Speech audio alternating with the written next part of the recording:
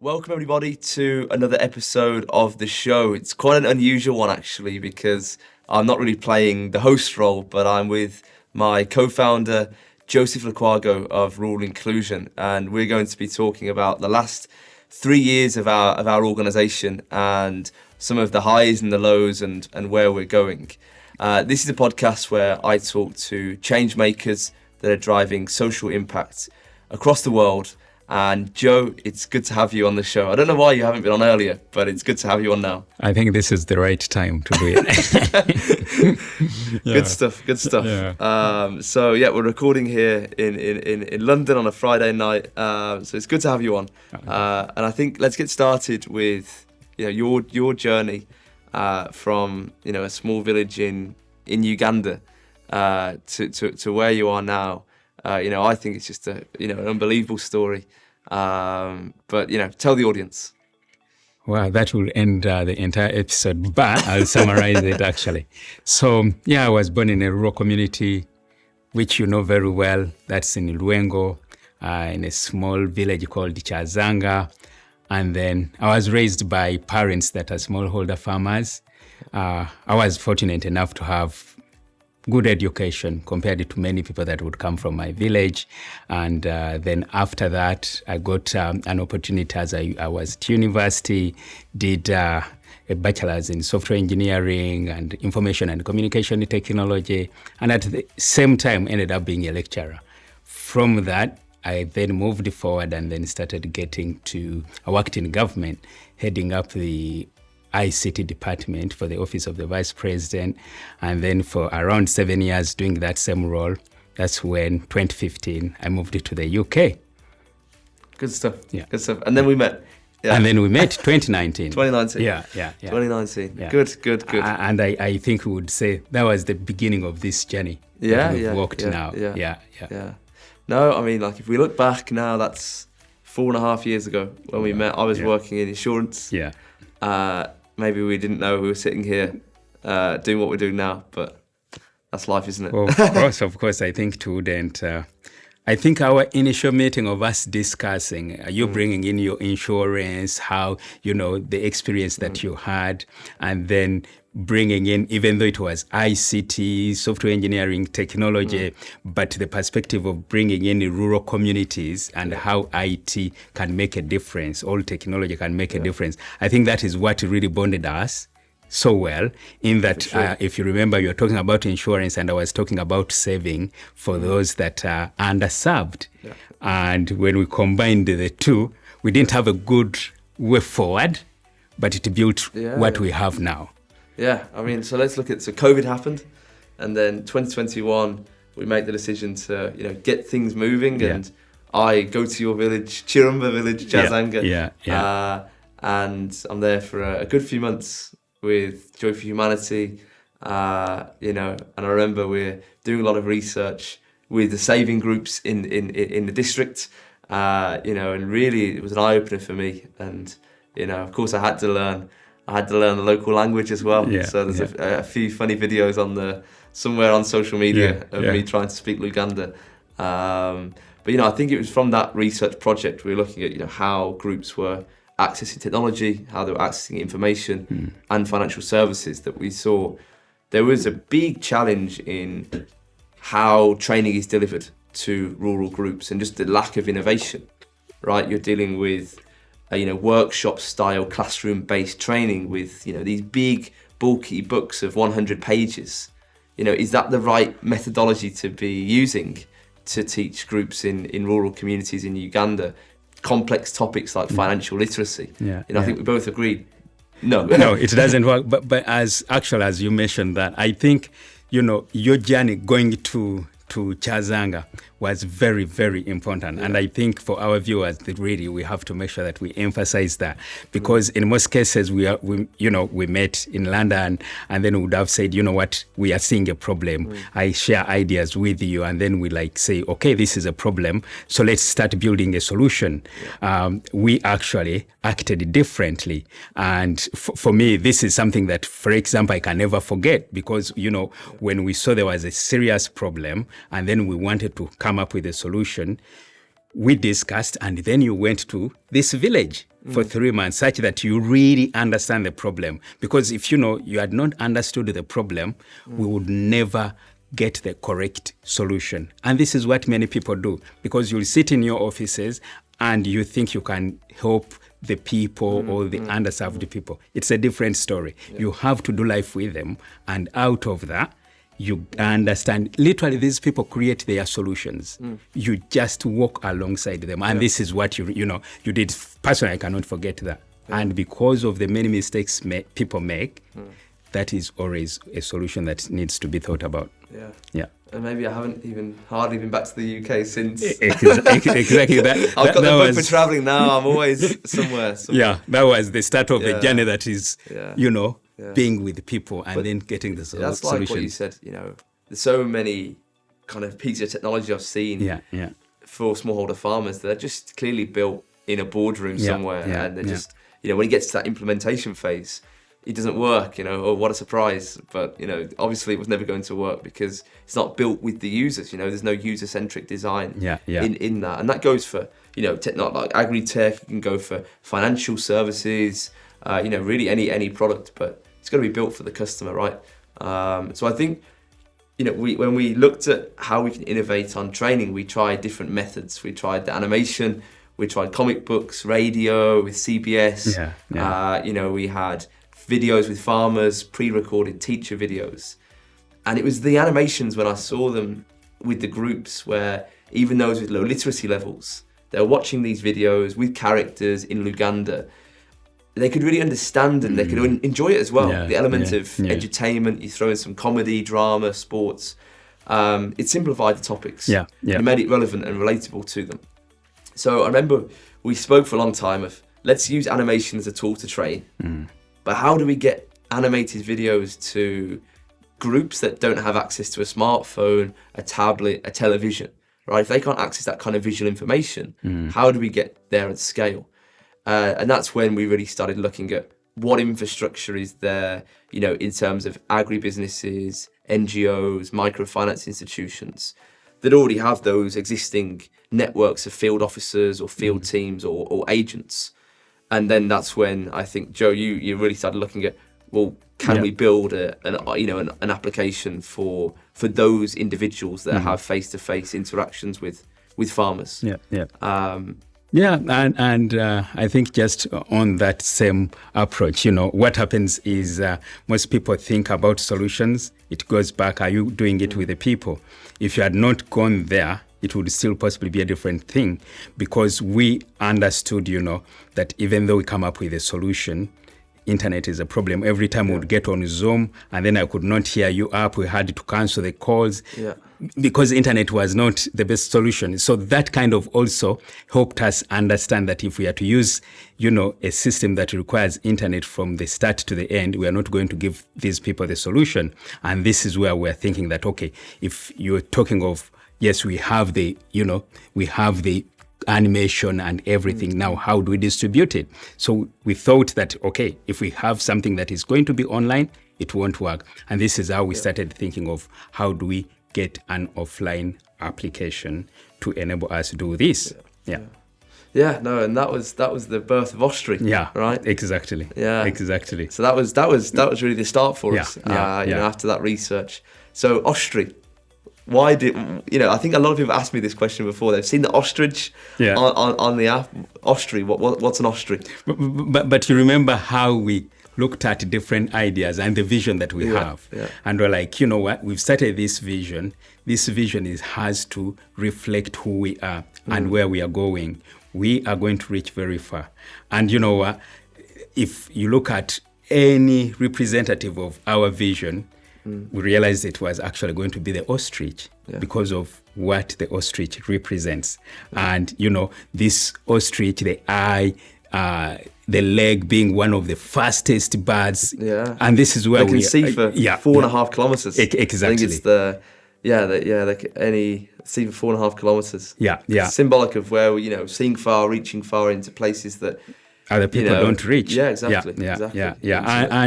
And even our way of moving forward, the way we anticipate, like this is the future that we want. This was the exact representation of rural inclusion. Yeah, so I think at that stage, we had this app and we really wanted to take it to places, but maybe we didn't have the business model in place of, who's going to pay for the app and how it's going to be sustainable. So I think those 6 to 12 months afterwards were quite an interesting period. Having NGOs such as Opportunity International, One Acre Fund, Caritas that were using our platform was amazing. But it was also seeing that there was actually demand for what we were building in the animation. So we'd created the financial literacy content, and other partners were seeing what we were doing and asking us to produce digital curriculums for their projects.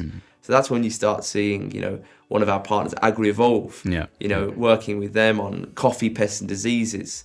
Now we have, a ton of different projects from the Pacific Islands to El Salvador. We've worked in Ethiopia, in Malawi with mobile money fraud. So there's a range of different projects we've done there. But, I guess in any startup, especially we're a tech non-profit that we are, pivots need to be made. And, and that's an interesting, home that we found ourselves in, that was able to really, adapt it to. And but I think, that was also a very good opportunity for us because, if people are to understand it, development requires these partnerships, isn't it? And each organization may be privileged with something. They may have this particular resource. They may have this. We had the technology that people had not thought about. We had the product, say for example, the content and how we are using it, which people were still using the traditional mechanisms of bringing people into halls. And then when people go down to the grassroots, the information has completely changed because they have brought the agent into their towns and then they're training. But the same content that the agent gets is the same content the person at the grassroots is getting. So it was really good to see all these organizations. And I really, appreciate that and respect that a lot because they saw that and they were like, how do we take partnership as a very vital role into getting this? And it has worked. Like, the surveys that we did whenever we would do those particular partnerships and the training, the surveys were just incredible. And this is what development needs. If we are to make a difference to these grassroots, that is what has to be done. Yeah. And I think, what's really important to understand, there's obviously me and you, and with small budgets, it's how do we take this vision globally? And, the Inclusion Ambassador Network that we started is, it really is something pretty special. Volunteers, but they're senior experts in finance, agriculture, international development, working with some really top organizations, universities, media houses. And those ambassadors have been so critical for us, market research, understanding the local environment, finding new partners, and as we kind of transition into the Rural Inclusion Network, which I'm sure we'll, catch up on a little bit later, they'll become even more integral in terms of selecting, identifying those community-based organizations. So how have your experiences been working with our ambassadors? Yeah, you know what, I think, say that yes, we had the vision, but we would not have kind of run the way we've been running without this network of ambassadors. And really for me, I will never stop appreciating them being part of the vision and then, enabling this vision to move forward. Because if you remember very well, one of the first meetings when we had a few ambassadors, when we had just got the first initial, actually we had just almost finishing the film, and we are saying, okay, we are now going to go to a different, to change to a different language. And one ambassador got back to us and said that if you use this word, you'll be abusing this community. It was exactly. It was in Rwanda, no? Exactly. So for me, I can the name of a character. Exactly. If you use this, you'll be abusing this community. And there is no way we would have done that if we did not have that kind of, approach. So these ambassadors played a role. And because our technology is built on a very simple framework, which is smart, simple, modifiable, adaptable, and then you have to make sure the data relevancy and then being trusted. the way we are running is because we can easily modify. But for us to modify, to remain with a people-centric approach, the ambassadors have played that role. Yeah, for sure. And I think like the new strategy we're moving into, ambassadors become even more critical to the vision.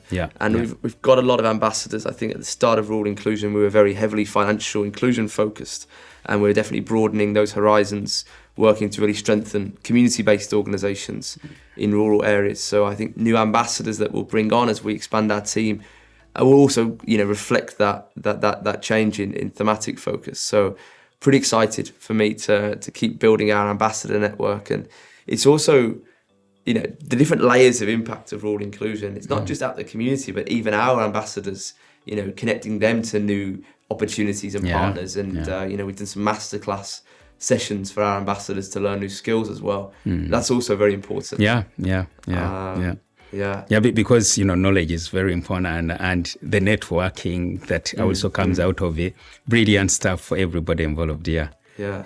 So late 2022, Austri is out. A lot of partners are using that, and I think there was always one missing piece of the puzzle in terms of now how do we really prove the impact of this. So me and you are both in Ethiopia for Royal Academy of Engineering Frontier Symposium in Addis Ababa.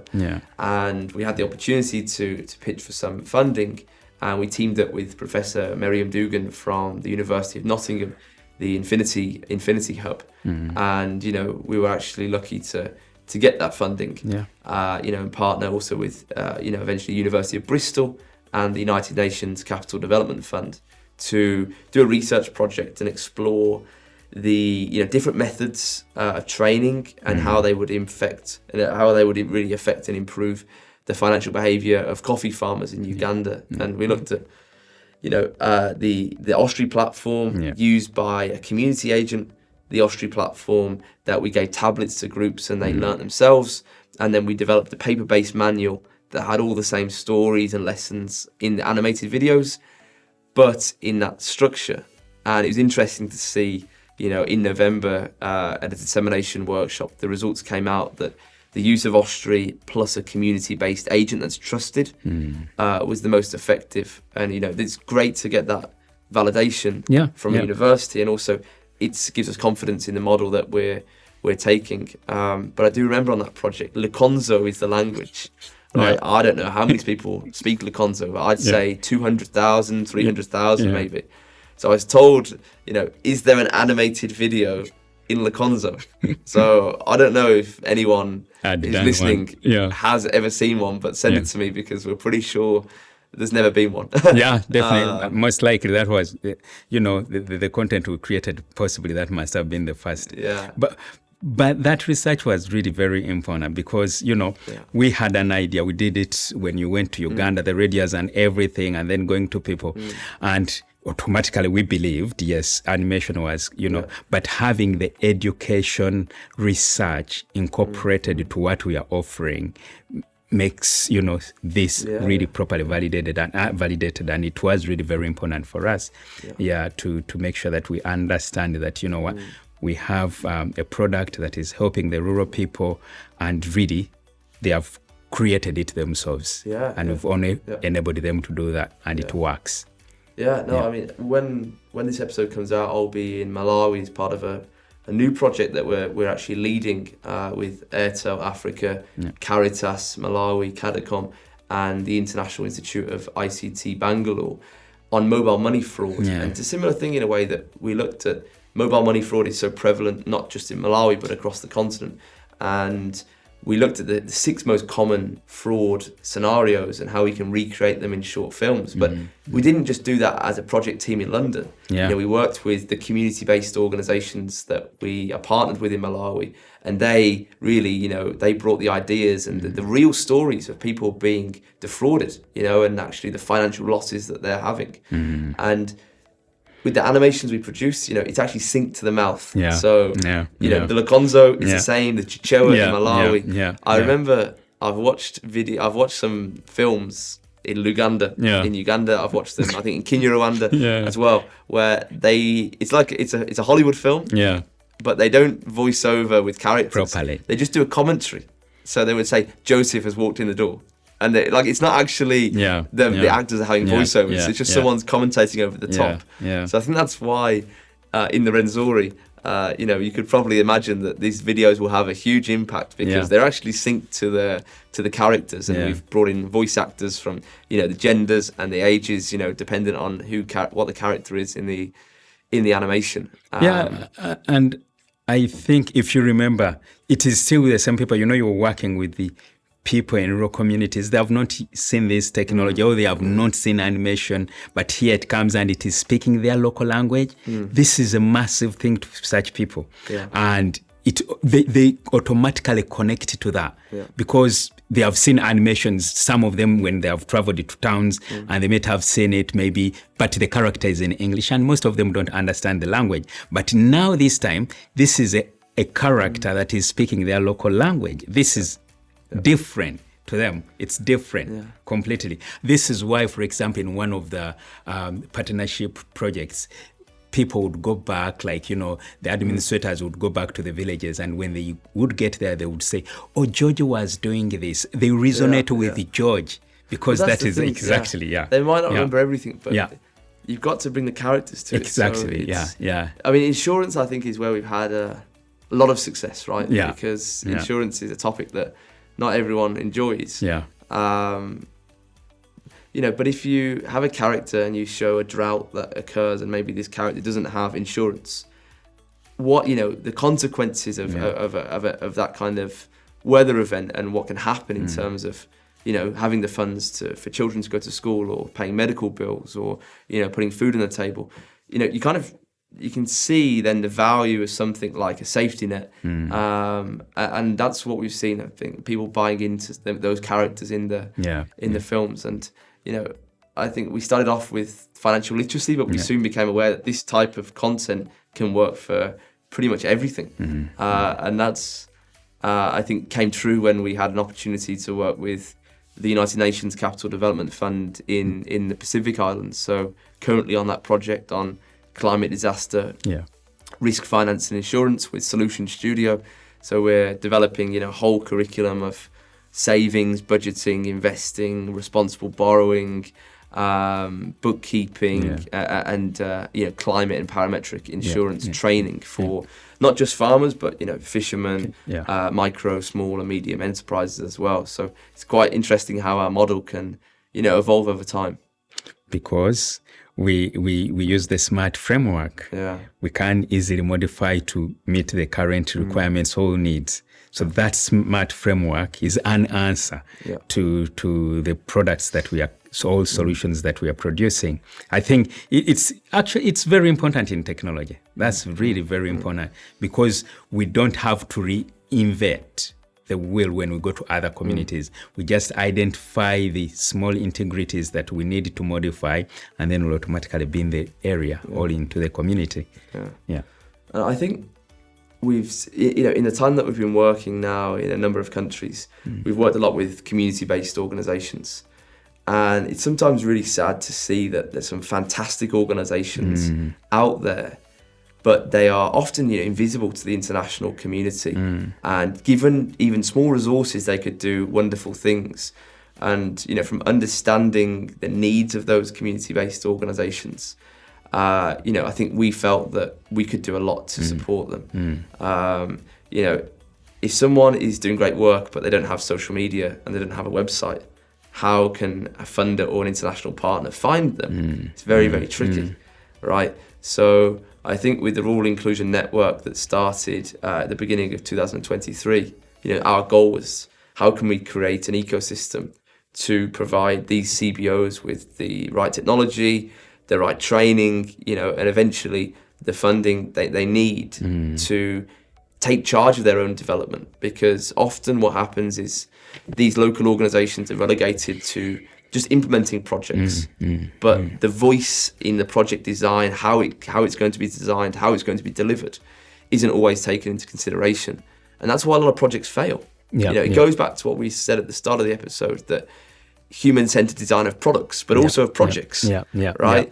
Why are NGOs bringing out big, rounds of funding and doing these projects when the voice of that village, the voice of that community-based organisation isn't really at the forefront, because those individuals, they live in that area. They understand the local challenge. They understand what the locally used solutions could be. So what are your thoughts on that? Yeah, it goes back to this, really, what we said at the start, or like one of the ambassadors advising us that, you know what, if you use this, it is not going to work. It is the same approach. When an organization goes to a country and then all the responsible people are just seated in the offices in the towns where they are going to be, definitely, even though they just push the finances down, those finances are not going to do the impact they should have done. But when you work alongside the people at the grassroots, when you work alongside them, and they need empowerment as well, because they are already with the people, they just need to be guided on how to do things right. They may know what they want, but sometimes you need to guide them. You need to provide, capacity building to them. And I think this is what we've done.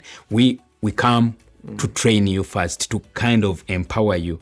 And then as we are empowering them, we are seeing the challenges where, for example, someone would need 150 pounds, 250 pounds, or 300. And if someone tells you what they can use that 300 pounds to do, you cannot believe the impact that would make. Now, most organizations will never think that 300 pounds can make a difference, but most of these grassroots organizations, the so-called community-based organizations, this is what they need to kind of continue growing and making a serious impact. These organizations really offer a lot, but you know what? People don't get to them, and they don't have what they need. They don't have the knowledge, they don't have the resources, and that's where things end. But I think what we are building, based on what we've already seen, you're traveling more than I do. You're with them almost every time. So you understand, you see. That is a big thing, and I think there's a lot of talk in the sector at the moment, in the international development sector, about localization, community-led development, locally led development. But, there's a lot of events and conferences that might happen. But who's in the conference hall? How many representatives, leaders of communities, leaders of the CBOs are in those conference halls? You count on one hand if you're lucky. Right? You'll possibly have none. What change is going to be made if the community is not just consulted, but not at the very, very forefront of the decisions that are being made? And I think, what we're building towards the back end of 2024 and into 2025, I think, is going to be something pretty significant. And with the technology that we're building, with the relationships that we're creating through the Rural Inclusion Network, with our inclusion ambassadors, I think we can really do something, not only on capacity building, also on, access to resources for exceptional community-based organizations. Because that's where real change can be made. The dollar of a donation or aid can be used so effectively if given into the right hands. And possibly we will not have been thinking about that right now if we are not working with them direct.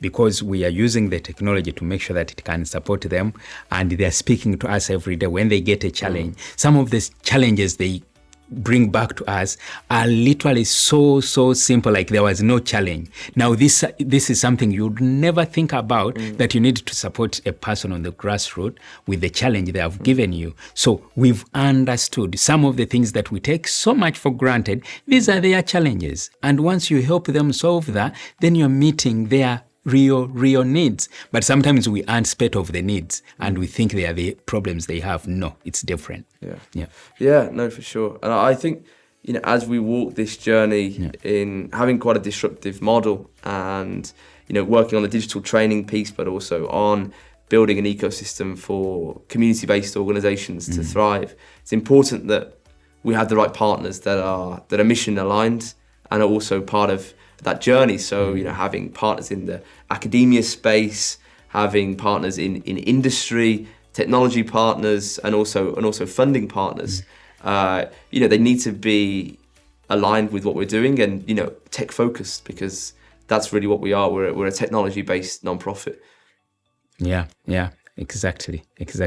Yeah, I think the journey ahead is even more exciting than what we've walked, because we've been able to study.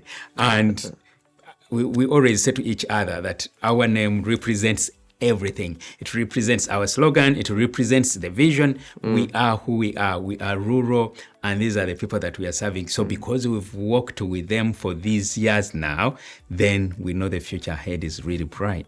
Yeah. Maybe we have an episode next year or 2 years and we look back on what's happened since the podcast episode. Yeah.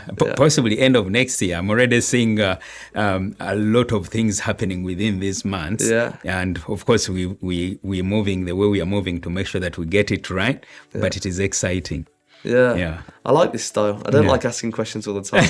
I like it. Yeah. Joe, thanks for coming on the show.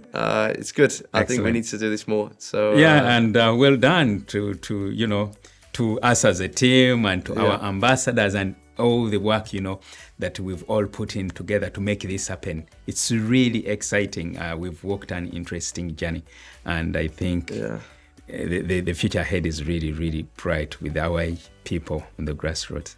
Awesome. Yeah. Thanks, Joe. Yo. Thanks so much for watching this episode with my co-founder, Joe. A bit of a unique episode looking at the story of rural inclusion. If you want to learn more about our organisation, please head to www.ruralinclusion.org, where you'll find more information about our projects, the type of content that we've created for our partners, and our vision going forward. Thanks so much, and see you on the next episode.